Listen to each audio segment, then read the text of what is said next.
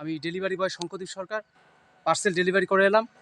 তো আমাদেরও ইচ্ছা হয় পরিষ্কার পরিচ্ছন্ন জামা কাপড় পরি, পরিষ্কার পরিচ্ছন্ন জামা কাপড় পরে ডেলিভারি কাজ করি। তো ডেলিভারি কাজটা এতটা কষ্ট, আমাদের অনেকটা নোংরার মধ্যেও কাজ করতে হয়, পরিষ্কার মধ্যেও কাজ করতে হয়। আর ধুলোবালিতে বাইক চালালে প্রচণ্ড নোংরা হয়ে যায় জামা কাপড়গুলো। তো অনেক সময় অনেকে বলে থাকেন যে কী ব্যাপার, এত পরিষ্কার পরিচ্ছন্ন করে যাচ্ছে এবং ফেরার পথে এত নোংরা কেন জামা কাপড়।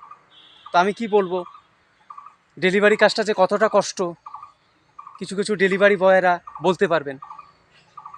পরিষ্কার পরিচ্ছন্ন জামা কাপড় করে বের হই ডেলিভারি কাজ করতে, আর রাস্তাঘাটে ধুলাবালি আর এখানে ওখানে যেতে হয়, আর জামা কাপড় জামা প্যান্ট সম্পূর্ণ একদম ধুলায় মেখে যায়, নোংরা হয়ে যায়। তো ডেলিভারি কাজ করে এলাম, পিঠের মধ্যে ভারী ব্যাগ।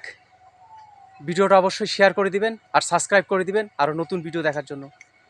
তো ভিডিও ভালো লাগলে অবশ্যই লাইক শেয়ার করবেন। ভালো থাকার চেষ্টা করবেন, সুস্থ থাকার চেষ্টা করবেন।